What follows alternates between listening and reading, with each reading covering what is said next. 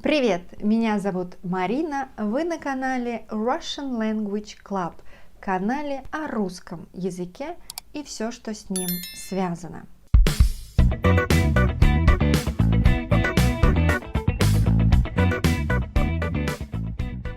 Давайте сегодня поговорим о реальных и нереальных условиях, а именно поговорим о фразах со словами «если» и «если бы». Мы такие фразы, предложения называем условными или условное наклонение. Например, если у меня будет время, я позвоню вам. Или если бы у меня было время, я бы вам позвонила. Какая разница между двумя этими ситуациями? Давайте разберемся вместе. Итак, в русском языке есть два условия. Реальное условие и нереальное условие. Начнем с реального, с того, что мы уверены будет. Реальное условие мы показываем с помощью конструкции «если», «то». Условие, от которого зависит реализация события в придаточной, дополнительной части предложения. Если у меня будет время, я обязательно тебе позвоню. Это такое вот однократное действие. Если будет время, я тебе позвоню. Или же, если ему нравилась какая-то книга, он обязательно ее покупал. Вот здесь у нас многократное действие. То есть он обязательно покупал книгу, если она ему нравилась. Еще, когда у нас может быть реальное условие. То есть постоянные условия в форме настоящего времени. Если он хочет хорошо говорить по-русски, ему нужно постоянно заниматься. Вот такое вот постоянное условие. А еще может быть как потенциальное условие в форме императива в главной основной части предложения. А в дополнительной придаточной части будет форма будущего времени или все действие будет относиться к будущему. Например, если купить новый iPhone, то забудешь обо всех других гаджетах. Или же, если будешь звонить маме, то передай ей привет. А вы, кстати, обратили внимание, что я не всегда говорю «если то». Иногда «то» мы просто не говорим, опускаем, оно нам не обязательно.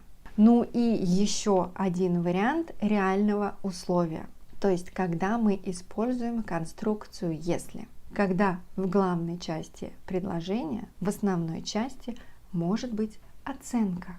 Как приятно знакомиться с новыми людьми, если вы интроверт. Вот такой вот рекламный слоган. Ну и нереальное условие. Как вы понимаете, в нереальном условии у нас немного другая конструкция. Мы уже говорим «если бы, то бы».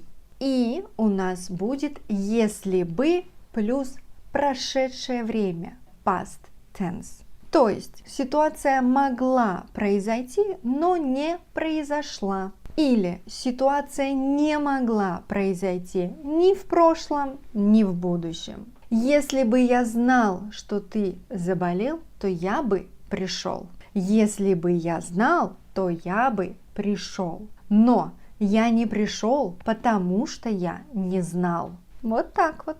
Нереальные условия. Или как хорошо было бы, если бы мы смогли поехать зимовать в Таиланд. В общем, мы не поехали зимовать в Таиланд, поэтому мы просто не знаем, хорошо было бы или нет. Это просто наши предположения. Следующее. Желаемое событие в будущем. Если бы выучить арабский язык, то можно было бы стать богатым шейхом.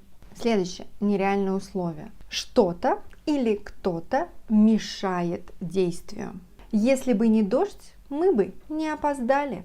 Если бы не отец, я бы не стала преподавателем. Если бы не было отца, то я бы не была преподавателем. Я также использую в объяснении нереальные условия. Если бы, то бы. Но просто меняю немного конструкцию и добавляю «не».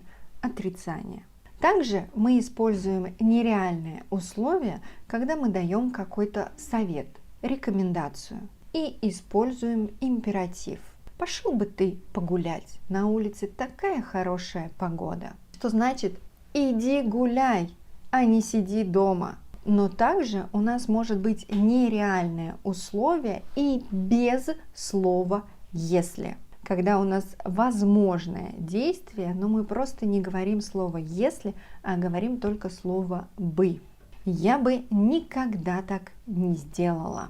Вот так выражение условия в русском языке может быть двух вариантов.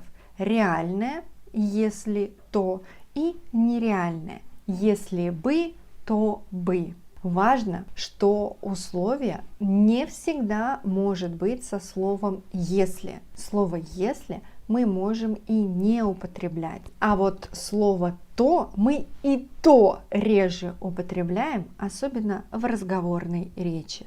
Правда? Подписывайтесь на канал Russian Language Club. Давайте дружить, общаться в социальных сетях. И сегодня все. Пока-пока.